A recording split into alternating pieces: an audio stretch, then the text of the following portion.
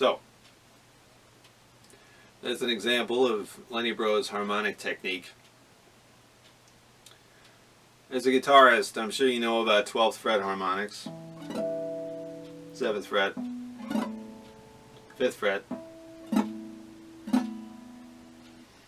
and I'm sure you might have even experimented with 12 and 7.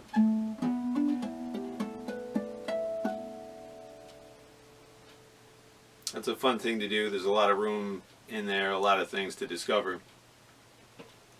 But there's more to harmonics. And it really all comes from that same principle. So an open note, say an open E, 12 frets away, will produce that harmonic. Well, the same applies anywhere else on the neck. Of course, you reach a point where that becomes very difficult. But so if E at the 12th fret, then F at the 13th. So on and so forth. F sharp, G. And a player like Lenny Breau really figured out how to maximize this in jazz. You hear it sometimes in classical guitar. It's used to great effect. I mean, it's really a cool thing to do. And Chet Atkins played it once in a while. In fact, I think that's where Lenny Breau kind of got the idea. I think I heard him say something about that in a master class. And then he just kind of took it from there. So this will just be kind of a little basic introduction of, you know, 2 simple ways that he used harmonics. Like I said, simple ways, but difficult to execute. Takes a lot of practice. There's a lot of things like figuring out the right amount of pressure to put on that note that you're playing with the harmonic to let it ring through, because sometimes you'll be playing it on chords and you don't want the other notes to drown that pretty harmonic sound out. And I'll go over, you know, how to do that. But let's start with the first example that you heard when the video started. So let's use a G minor 9. Now, like I said, the same principle applies, so you just want 12 frets away. So up here.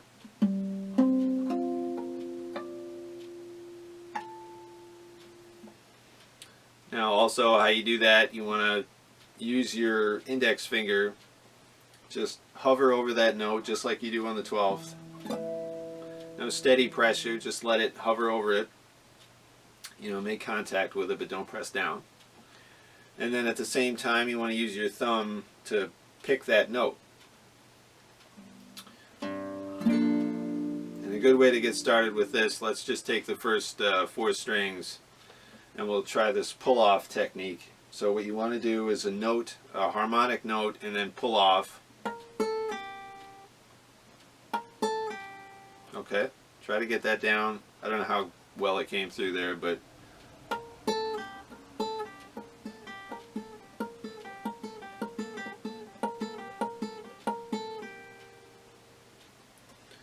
and then excuse me, and then do the same thing with the 4th string and the 2nd string.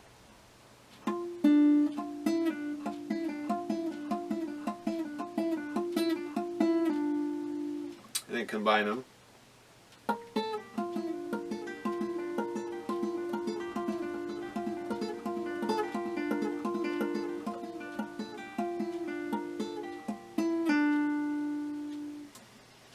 You can build up speed, and that is just a nice little effect. But start off slow until you get the hang of it. Like I said, the real tricky part is knowing how much pressure to put on that harmonic note. But, you know, it just takes practice. So you've got that basic, you've got this down. Now where do you go from there? Well, you don't want to go,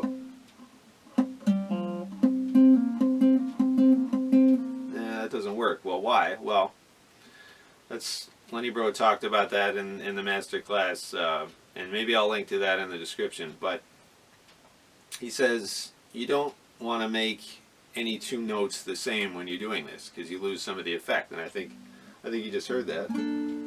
So if you make that, that's, I mean, what's the point? But what you can do, harmonic. There's 3 strings involved there. So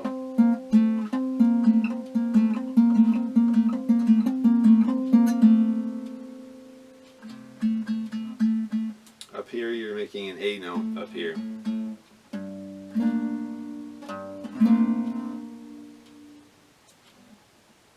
And what's that? That's the 9. So those are those 3 strings.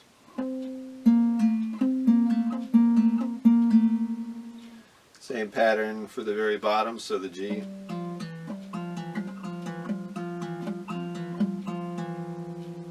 the E, and there's your 6. So then you want to put all that together.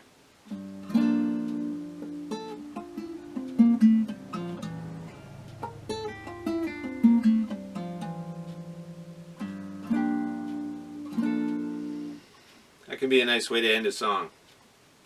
Take that one step further. What Lenny Breau does a lot, he'll hammer on with his pinky finger. He'll leave that going, and he'll play the harmonic with it. It's kind of tricky to time up.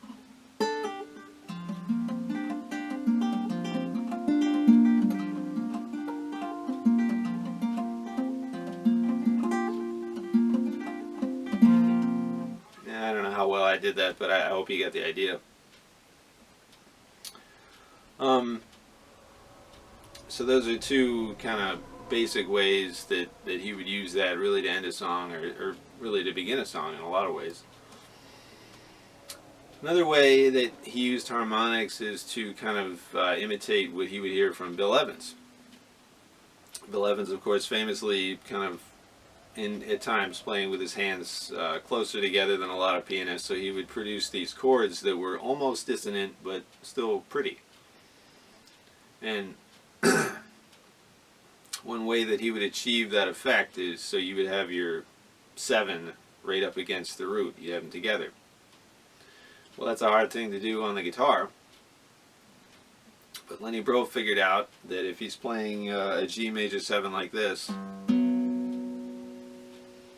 well, if he makes that bottom note a harmonic, then it's right there.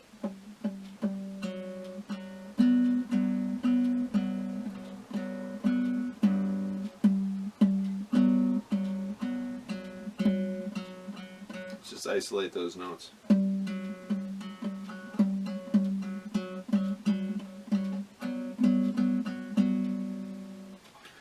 You kind of have that same effect. Now that is really tricky stuff to do, especially on the fly, to know exactly where to go up here and then to be able to adjust and play with the right kind of pressure. I mean, that's really hard. It takes a lot of practice. But if that's the sound you're looking for, then I mean, it's worth it. And you know, you'll hear that a lot in Lenny Breau's playing. He's really, you know, famous for that, famous for other things too, but that's really one of the things that defines his style. And he's one of those guitar players, he's achieved that rare, you know, effect of as soon as you hear him play, within, you know, 10 seconds you think, oh, that's Lenny Breau. There's not many of those guys around. And you know, these harmonics, that's just, you know, one reason why he was able to you know, achieve that level. So I think I've pretty much covered it. Like I said, you want to alternate when you're doing this.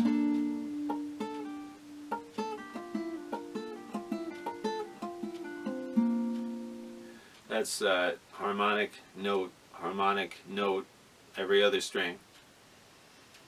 Maybe a good way to practice that is just simply bar, and then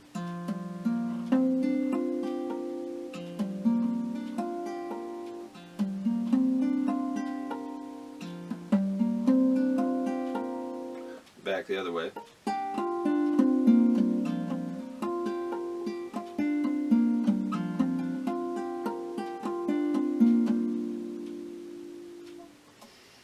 You can do that all up and down.